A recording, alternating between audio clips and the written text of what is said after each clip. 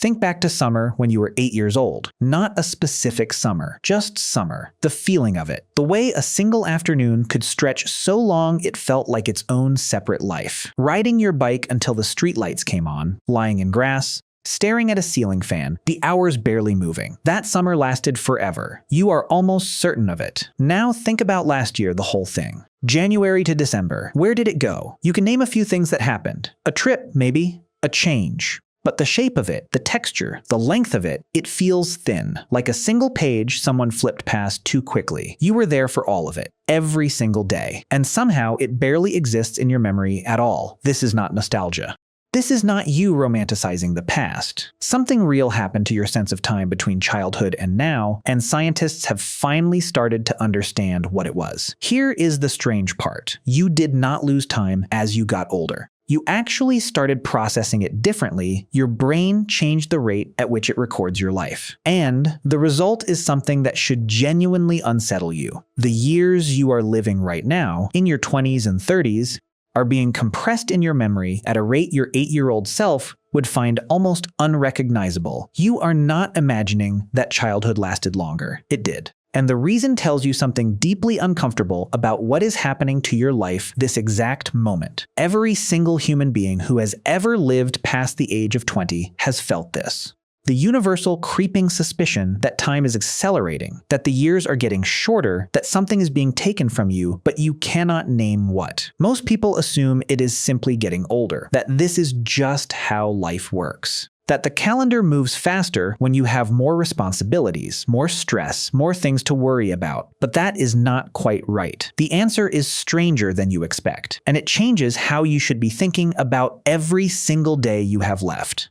Most people, when they try to explain this feeling, land on the same answer. They say, time felt long when you were young because everything was new. You were learning constantly. The world was unfamiliar, and now that you are an adult, you know how things work, so the days blur together. This explanation feels right. It is satisfying. It has a kind of logical poetry to it. Here is what nobody tells you. It is only half the story. And the half it leaves out is the part that actually matters. Because the problem is not just novelty. The problem is proportion.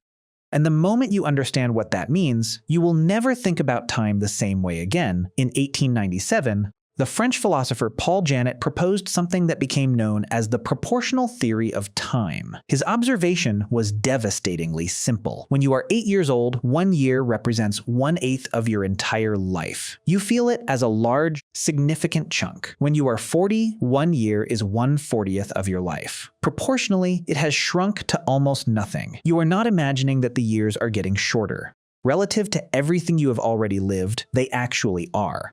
But Janet was working with philosophy, not a brain scanner. He could describe the phenomenon. He could not explain the mechanism inside you that makes it real. That mechanism turns out to be far more specific, far more biological, and far more unsettling than anyone imagined. Here is what nobody talks about. Your memory does not record time like a camera. It does not capture hours and minutes. It captures moments of difference, moments when something changes, something surprises you, something asks your brain to update its picture of the world. And when those moments are dense, time expands. When they are rare, time collapses. Your childhood was made almost entirely of firsts. The first time you rode a bike without someone holding on. The first time a teacher said your name the wrong way and the whole class laughed. The first time you understood what death meant and lay awake in the dark turning it over. Every single one of those moments created a memory. And your brain, full of those memories, experience those years as long. Most people stop here. They shouldn't. Because what is happening to you right now, today in your adult life, is not just that you have fewer firsts.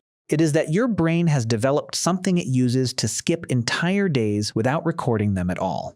In 2019, Adrian Bejan, a professor of mechanical engineering at Duke University, published a study in the European Review that proposed something that reads more like poetry than physics. He argued that psychological time, the time you feel, not the time on a clock, is determined by the number of mental images your brain acquires and processes. Not hours, not minutes. Images when you are young, your neural connections are still forming. Your brain is physically processing the world at a higher rate. The signals from your eyes to your visual cortex travel faster. You are taking in more images per unit of clock time. And because time, as you experience it, is measured in images, not seconds. Your days are genuinely longer. Think of it like film. Old movies were shot at 24 frames per second. High-speed cameras shoot at 1,000 frames per second.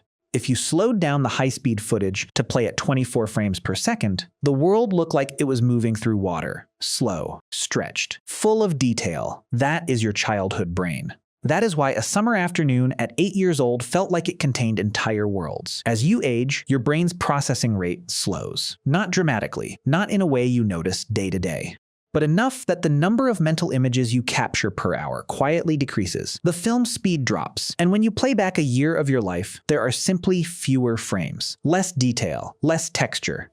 The year feels short not because less happened, but because your brain recorded less of it. Bejan called this the mind-time theory, the physics of human experience. And when he plotted the relationship between physical age and mental image rate, the curve matched almost exactly what people report feeling, an exponential compression of time that begins in the late teens and accelerates with each decade. Here is where your gut probably pushes back. You might be thinking, but I have a smartphone now.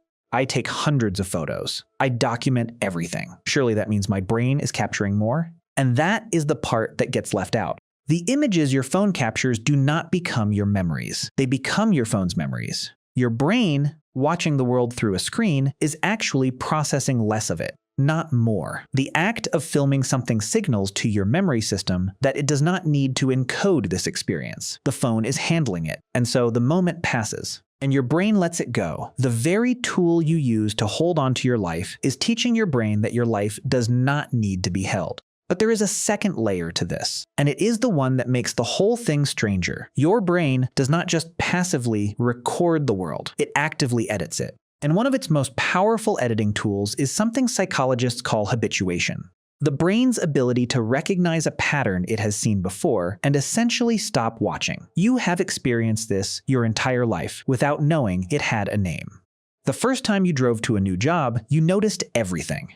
The gas station on the corner, the weird angle of the turn, the way the light hits a particular building at 8 a.m. You were paying attention because your brain was mapping unfamiliar territory. 3 weeks later, you arrived at your desk with no memory of the commute at all. Your brain had classified that route as known, and it stopped recording it. In 1989, Lynn and Zacks at the University of Toronto published research showing that the brain's inhibitory mechanisms, the systems that decide what gets filtered out of conscious awareness, become more powerful as we age, not less. Your adult brain is not lazier than your child brain. It is more efficient. It has become extraordinarily good at identifying what is familiar, labeling it as safe and known, and routing it away from conscious attention. The result is that a week of your adult life, lived inside familiar routines, can leave almost no trace in your memory, not because nothing happened, but because your brain, running its most sophisticated pattern recognition software, looked at Monday and said, same as last Monday, and then looked at Tuesday and said, same as last Tuesday, and then Wednesday, and Thursday, and the week passed without generating a single frame worth saving. This is the statistic that will sit with you. Researchers at the Max Planck Institute for Human Development found that adults over 30 can spend up to 47% of their waking hours on mental autopilot, thinking about something other than what they are doing, or thinking almost nothing at all. Nearly half your conscious life on autopilot. Not absent, not asleep, but present without recording. That is not abstract. That is your Tuesday afternoon. That is your commute home. That is the 3 hours between dinner and sleep that passed while you were looking at a screen. Your body was there. Your brain had technically clocked in, but the recording stopped.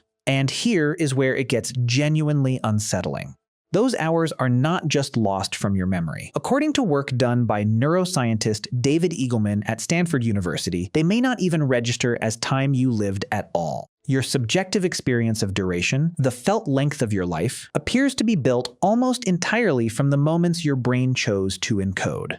The moments it skipped do not just fade. They may never fully exist in your story of yourself in the first place. You have been awake for tens of thousands of hours as an adult, but the version of your life you carry inside you, the one your brain stitches together as memory and identity, may be built from a fraction of those hours. The rest was edited out before you even knew it was gone.